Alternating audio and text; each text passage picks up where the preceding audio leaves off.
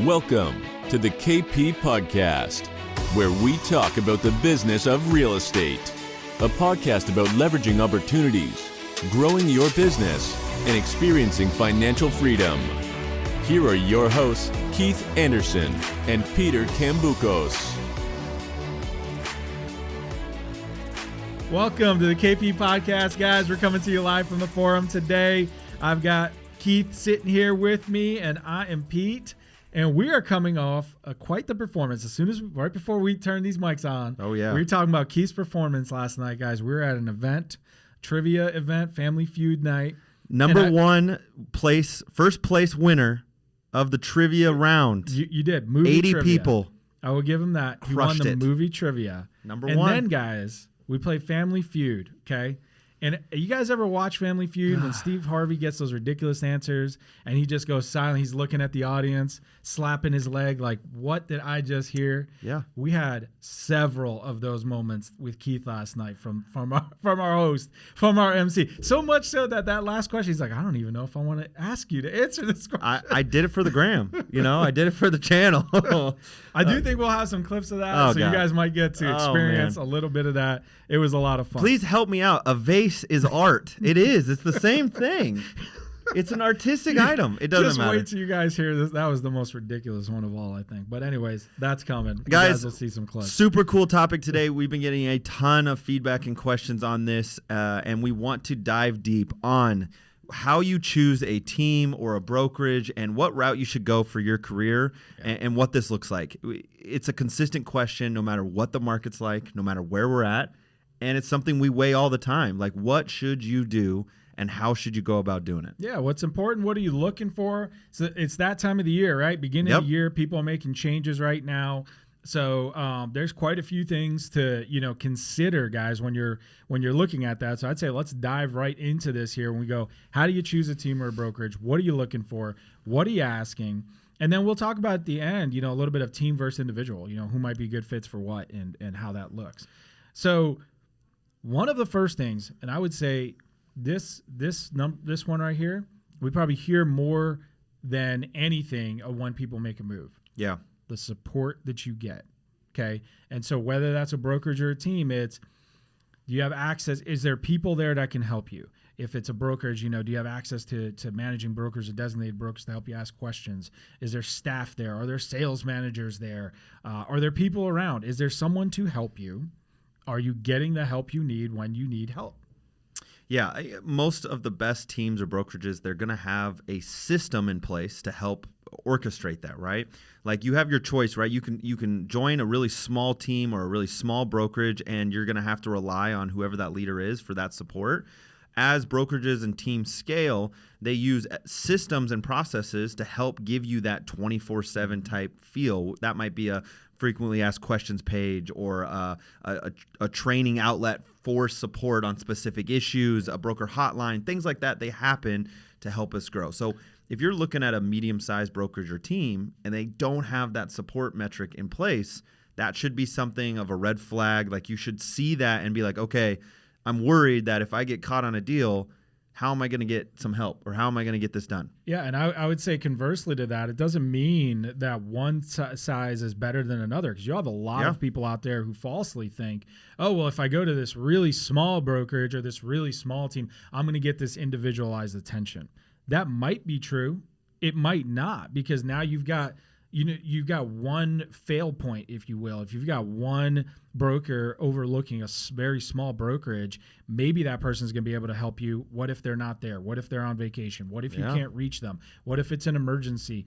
What if they don't have the resources and support that you need? Because that's part of the other thing is they think, oh, well, if it's too big, well, then I can't, I'm not going to get any of that individualized touch. That's not true, because you've got a lot of people now there who are there to help. And a lot of times you might be around a greater number of more successful people. There's going to be more resources generally with some of this stuff and more availability. So there are pros and cons to both. So don't assume just because it's a size that's either smaller or bigger that one's going to be better than the other. Another big factor to have on your list and really look through this scale is going to be training. Mm-hmm. Now, training is one of those that you always hear. It always gets thrown around. Everybody says they got it. Everyone right? says they got training. Okay. But here's something really, really important that I want you guys to take from this. If you're an experienced agent and you're like, you know what, Keith, I've been doing this for 20 years. I don't need training anymore. First off, don't lie to yourself, because we all need training no matter how long we've been doing this. A big piece of this is this market is consistently changing daily, weekly, monthly. Like, it's crazy right now. So the tools and the resources and the stuff we use today are not the same as they were even a year ago, 2 years ago. So training always has to evolve, and you as an agent always has to evolve as well. So although training may be extremely important when you're brand new, I could almost argue that it's equally as important as you grow and build through the real estate industry. So training is a key piece.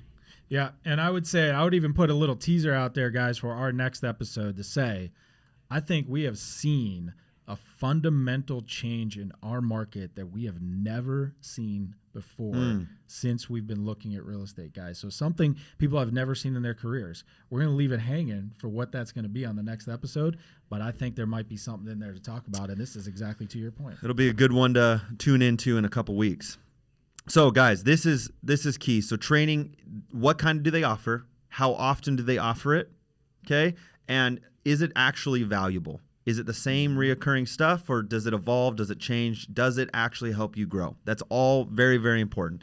It needs to have it. If they don't have any training at all, again, another red flag. Yeah. If they're just hoping and praying, you're just putting in units and transactions, then it's not the right team or brokerage for you. Not hoping for the best, right? You and I are still training. We're still learning all the time. Every day. Guys, all the time. Be doing it till the day I die. So let's talk about another piece, which is success. This is huge. Success. You hear the real estate guys, shout out to the real estate guys on their podcast. They say all the time, guys, success leaves clues. Are the agents there having success? Okay? Because I hate to break this to everybody out there if you don't already know this, but there's a lot of people in this industry that may talk a big game that maybe can't back that up. Yep. So you can hear a lot of people talking about a lot of stuff, but are the people there actually having success? Are the numbers actually real, or is it just a lot of talk? And so that success that you're going to see there, you want to see it and be able to verify that that's what's going on. And here's a big piece. This is something I think I want everybody to take away from this. Go interview the top 3 agents or top 3 people at that brokerage and or team, and figure out if they're having that success strictly because of them or the resources and the stuff that the team and the brokerage is providing. If they straight up tell you like, this is just me, I'm doing it. Like, I really don't even use my brokerage or team. Let that influence your decision, like for real. And if you go and talk to one of those top team members on that team and they're making $60,000 and they're the best agent on the team, if you want to make $60,000, join that team. I'll be on it. Like, that's the height at which you're going to be able to obtain. Like, you're only going to be what that ceiling is. And now you might be a better agent than that individual, but you're going to come into that team or that marketplace and you have to become the very best agent on that whole platform to extend that ceiling, right? Whereas if you come onto a team, like I know our team is really cool about it, and what we built was the fact that you're going to have agents on our team making $250,000, $350,000, some even over $400,000 a year.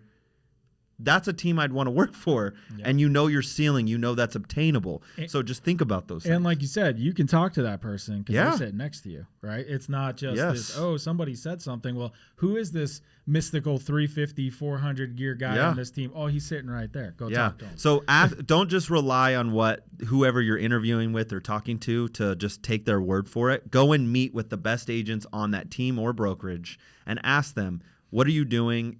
How is this atmosphere? How can I build like you? And then replicate. So, and before we leave on success, I think another important part, because in this industry, this is different. We're not W-2 employees here, right? We don't have retirement plans.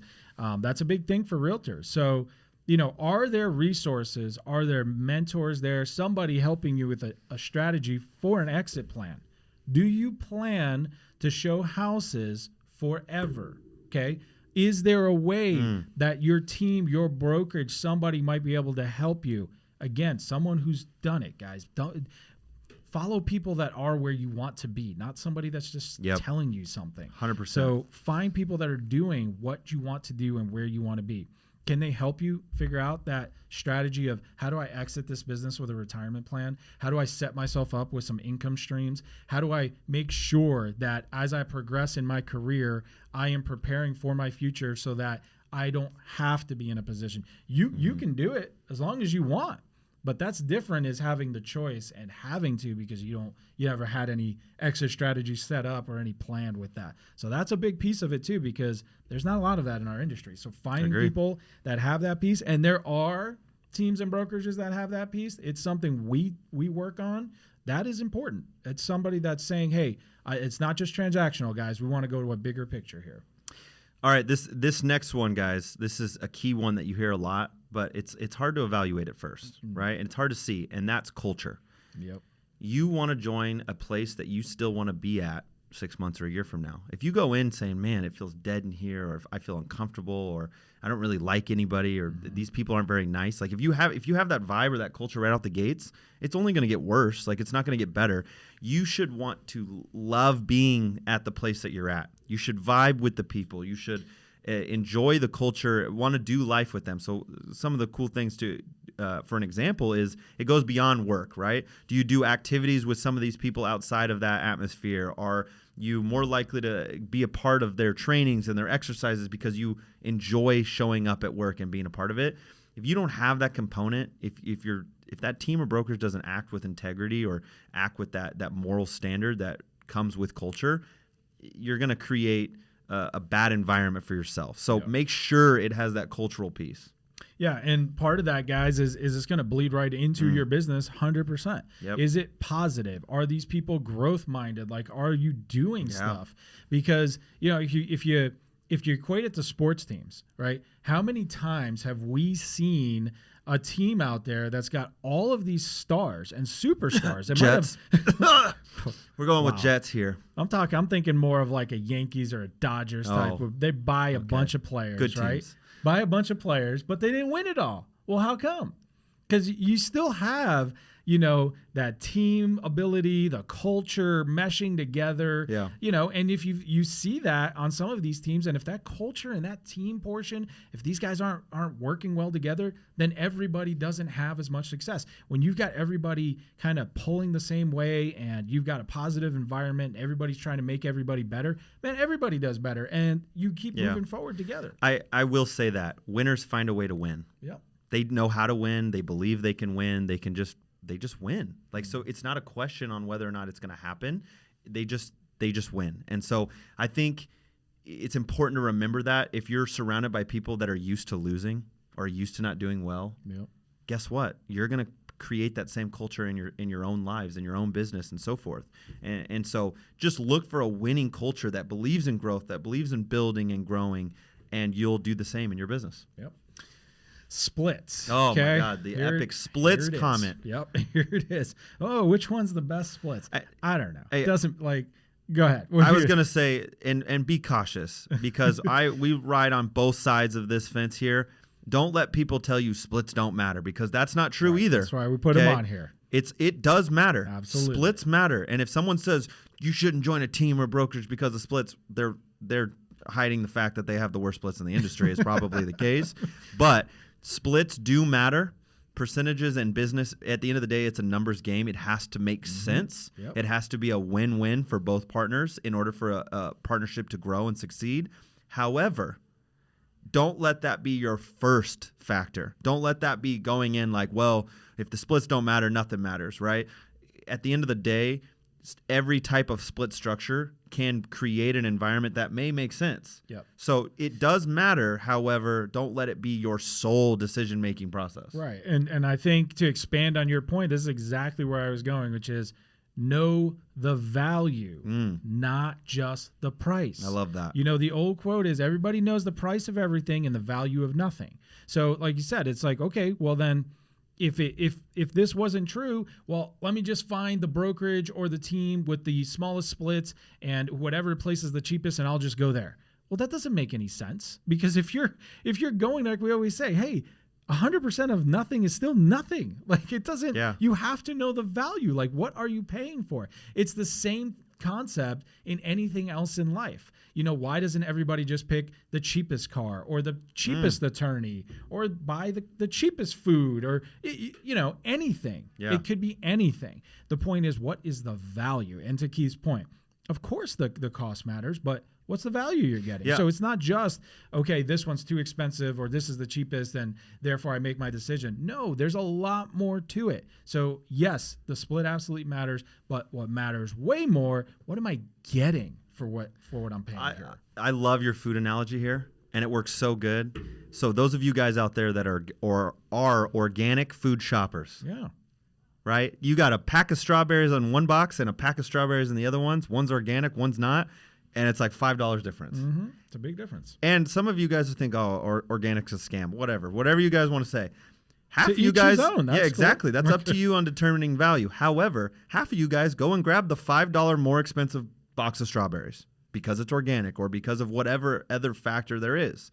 So clearly you weight value that supersedes the cost or the price or that split. So know that. So we talk about it all the time in the team. If we gave our agents 10% splits, this is a key factor. If a team out there only offered a 10% split and they ate 90% of it, but you made $250,000, $300,000, $400,000 a year and your time was what you wanted in your life and your business, does it really matter what the split is?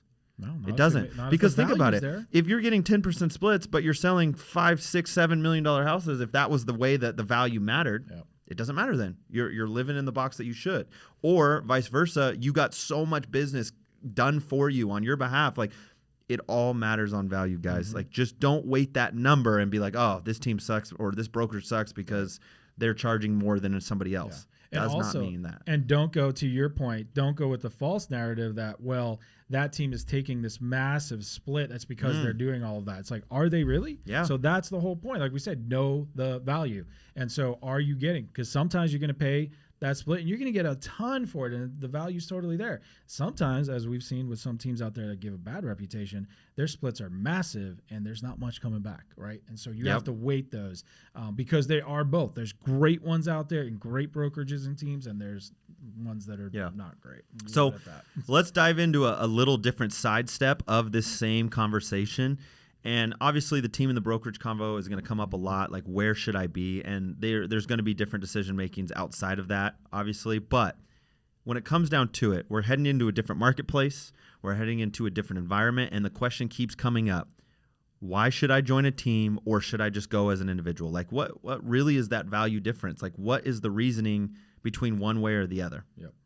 Yeah, and it really is. You have to understand, what the team provides that you wouldn't get individually at a brokerage. And I will say there's some brokerages out there that try to claim that they can do all of this, but if you're just doing it at a general brokerage in that large environment, I have a tough time believing that. That doesn't, again, mean if that's the way that somebody chooses to go, if say they're more experienced or, that's the way they want to go, that's fine. And that's what we're trying to say, guys, is evaluate your decisions and understand, what you're getting somewhere, what you're not getting somewhere, how things work, and what makes sense for you. So biggest thing with it is, why does somebody join a team? And what we say is it puts you on the fast track to make more money than you would alone. It shortens the learning curve. That you get training and experience from people that have done it successfully, because again, that's the key, is people who have actually done it and been where you want to be, so that it shortens that curve for you and puts you on that fast track, like we said, right? You don't want to be out there trying to reinvent the wheel. You don't have to be out there reinventing the wheel. If you can save time, money, effort, and get to where you want to go 10 times faster than you could on your own, why wouldn't you do that? Yeah. So I got a question for you, Pete, because this one comes up all the time. I've been doing it for 10, 12 years. I've been an individual agent this whole time, and I don't need to join a team. Teams are for new agents. Teams are for the 1 to 3 years. Why would I ever join a team? That's a good question, Keith. Are you where you want to be? Is your business where you want it to be? Are you having the success that you want? Because if you're making the money you want, you're having the success that you want, you've got the time figured out that you want, then keep doing your thing, man, cool. If it sounds like it's working. But somebody's been doing it for 5, 10, 15 years. If you are not where you want to be in your business, if you want to do more business, if you want to maybe fix that time allocation. If you want to improve and do more, that would be a reason to potentially join a team, no matter how long you've been in the business. Yeah. So it's not a time thing. It's, are you where you want to be? Are you having the success that you want? Or are you trying to get to new levels? Are you trying to level up your business and get more? I think another element of that, because I love that, and I think a lot of the times we see so many team leaders saying every agent should be on a team, and I disagree with that statement greatly. And I think there's a couple reasons why you wouldn't be on a team, right? And one of the ones I've talked about all the time is if you're an agent and you know what you're doing at a very high level, and you're only going to do 1 to 2 deals on the side, and you're cool with being a part-time agent and doing it, don't join a team. Right. Like, don't give up the splits to grow a big business. If you're literally going to do 1 deal every once in a while, go find the 100% shop brokerage, the cheapest route, do your 1 to 2 deals a year, and get out and be done and make your little side cash. If you're trying to grow and make it a career, that's where you look at the team model and you start looking at the other things. Yeah. Now, the other piece of it that I always say is if you see your single agent business slipping a little bit, we're coming into a market that's going to be maybe one of the toughest real estate agent markets we've seen in a long time. It's been easy the last couple of years. It's getting tougher quickly. A real estate team with leads, resources, training, guidance can securitize your business and have a little bit more of a floor on your business. As a single agent, you don't have a floor. Your floor is 0.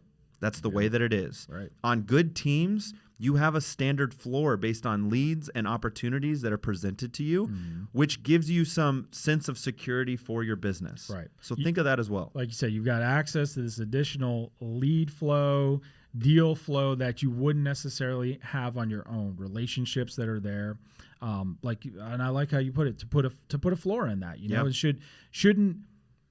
should help you level up, like we're saying, and get that ceiling higher if you know you've got at least some kind of baseline stuff to work with. Another big thing, you know, that a lot of agents really like with it, and I think this is a key to a good team as well as you've got there, it's plug and play. Can I just show up and have plug in? And what do we mean by plug and play?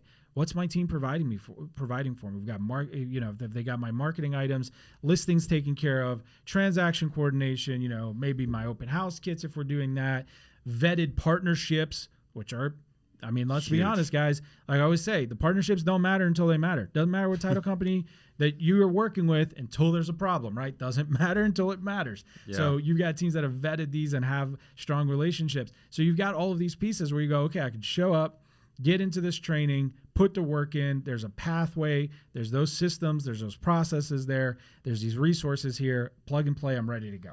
The other piece of this, guys, is time. I tell you what, I am lazy about my time.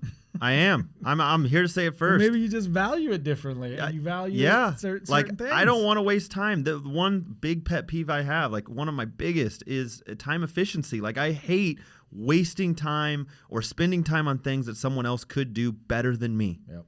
It's huge. When you join a team, you have a transaction coordinator behind you. And you have other systems and marketing reps and sales managers and someone to keep you accountable. You have all of these pieces behind you.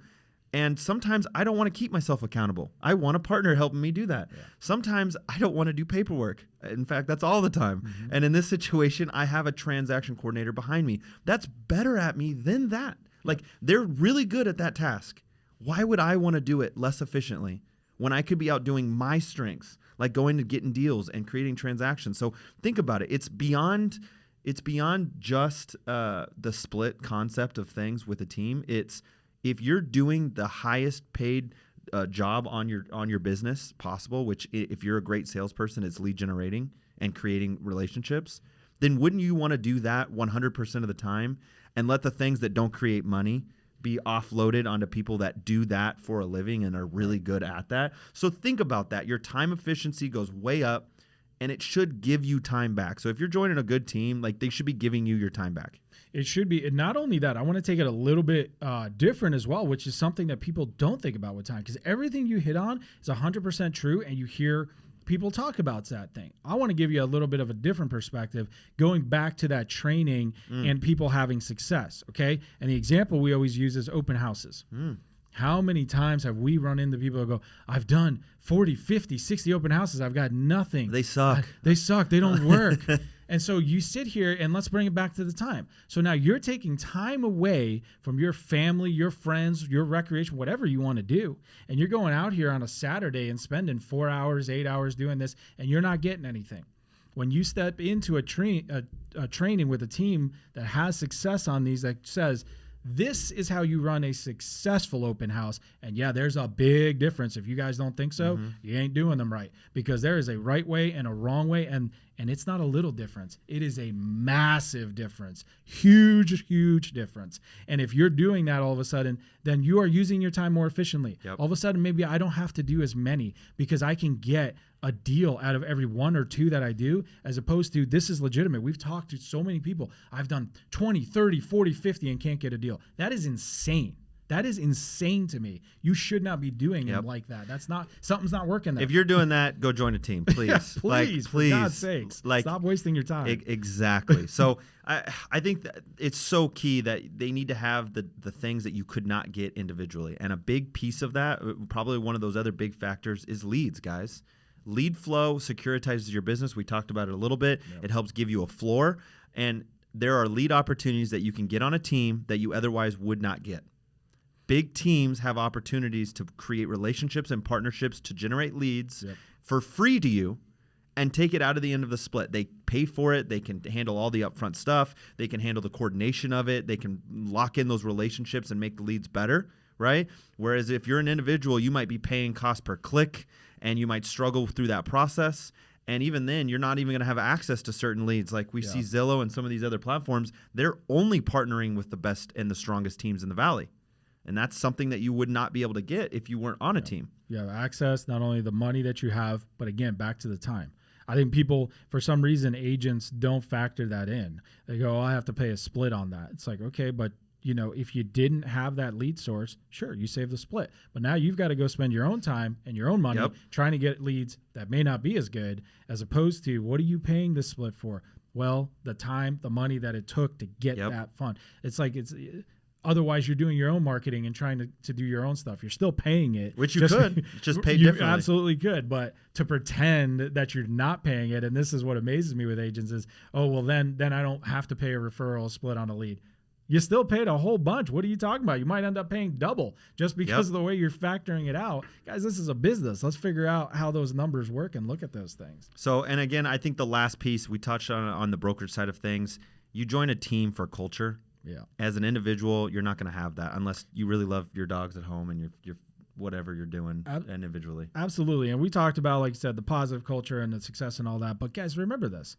Success breeds success. And what we mean is, if you are surrounding yourself with agents and leaders and people that are doing stuff and having success, that stuff naturally rubs off. And what do we mean by rubs off? Because you're around the people and you are seeing the actions that they're taking every day. You're seeing what they're doing, and you can jump in right alongside them. And if you start having those, doing those actions every single day, having these habits, then that leads to your success. So that culture and being around that and jumping in and being able to work alongside these people doing that, it just pushes you to get there. And at the end of the day, I'd rather have success with other people than blindly have success alone. Like, that's not fun, in my opinion. And I think a lot of people mirror the same thing.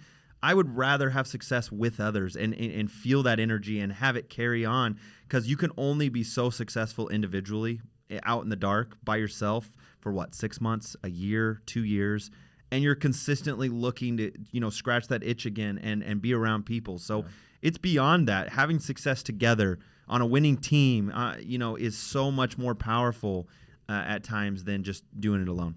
Yep. I think, hopefully, guys, we don't want to make it super long. There's a lot of stuff you can always think about going over here. But I think that gives you the key points, is to really think about some of these stuff, gives you some good questions to ask here and some good things to consider when you're looking at brokerages, teams. How do I pick team versus individual? There's a lot of that out there. Hopefully you guys got something good out of this. All right, guys. Like always, follow us on all our social media platforms at the KP Elite. Super excited to continue bringing great topics every week to help you guys grow your business and just tackle the real estate industry as a whole. We'll see you guys next time. See you guys.